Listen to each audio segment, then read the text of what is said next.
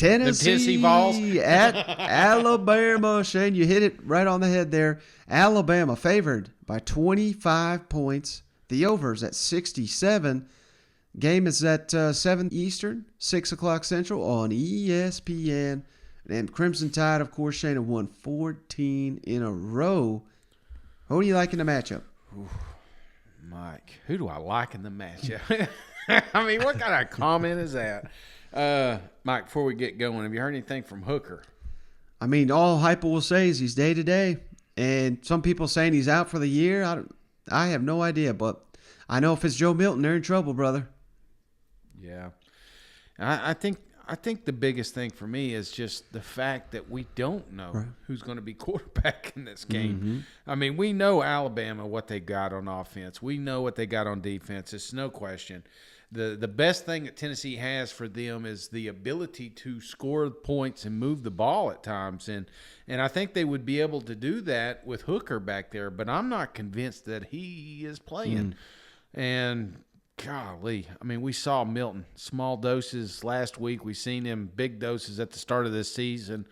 I'm very leery of I mean, that's the thing. This is a risky bet either way. I mean, if Hooker's in it, let me just tell you my score real quick. I've got Alabama 41, Tennessee 24, but I got that on Hooker playing. Right.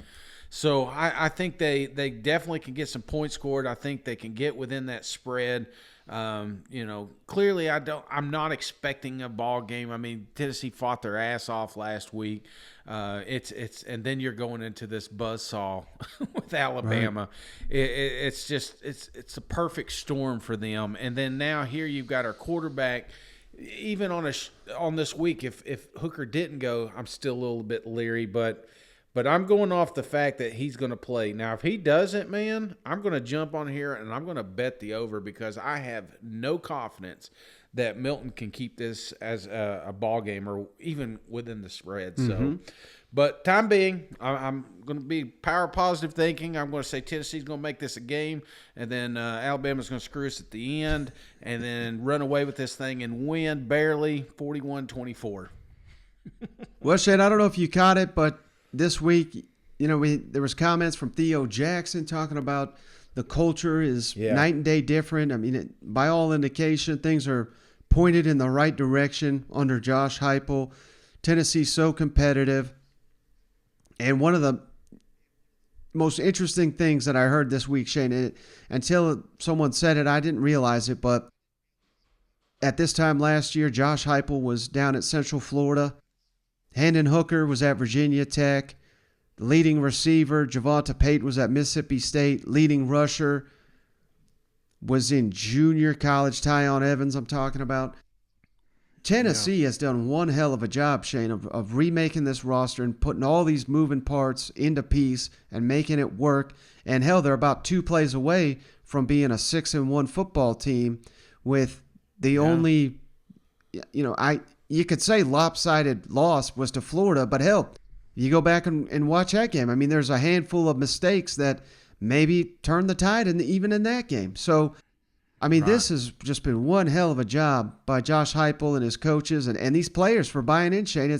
You don't always get buy-in universally from players who have suffered so much transition.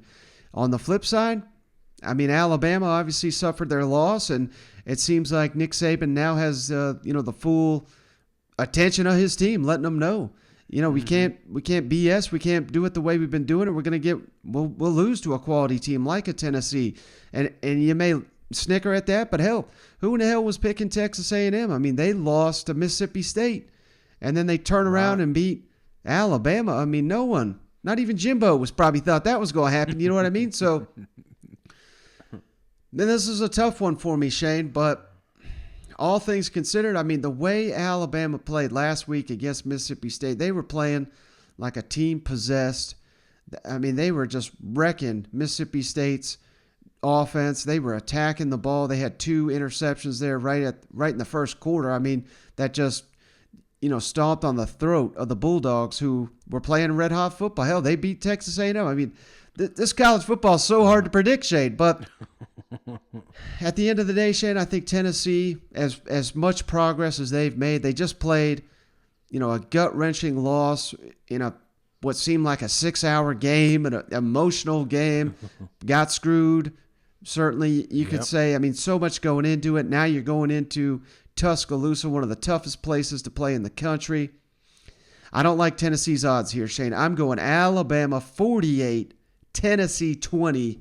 Lock of the week, Alabama. And I did that for you, Shane, because like I said, my locks are meaningless. So, hell, maybe Tennessee might even pull the upset now that I've locked up Alabama. I love it. I love it, Mike. And I always know, man. You always pumping them up. I'm like, damn, he's pumping them balls up too much. He's not only gonna pick against us, but he's gonna pick against the spread. I just know it. I knew it. So, hey, I'll tell you this, Mike. I'm with you. Tennessee. I think, when Heupel came in, we didn't expect him to win against Alabama this year. We didn't expect him to beat Florida this year. We expected him, beat teams like South Carolina or make them competitive with Missouri. That's what he's doing. And I think if any true Vol fan is looking at where this program is, they're excited about the future, man. And, what he's been able to do with the pieces that he has, just imagine if he works here a little bit longer, what we're going to be able to accomplish. So, yeah, I think I'm tickled pink with where Tennessee balls are. It's just Alabama is just way further ahead and have been for decades, it feels like. So it's going to be a tough game, man. But miracles happen, brother. You know what I'm saying? They happen all the time. I think about that one game when we went down there last time and Tua getting hurt, all the things. There was just a handful of plays that went against us that we lost that game. So who knows, man? Who's Alabama got next week? LSU, brother. Okay, all right. That could be a potential trap game, especially if, they played good last week. So, Right. all right, that's what I'm going to go with. Trap game. Yeah, and certainly you could argue, at least Tennessee's trying something different. They're not trying to out Alabama like they have been with some of the coaches, which they just never had a shot in hell to catch up playing that way. You know what? No, they really didn't.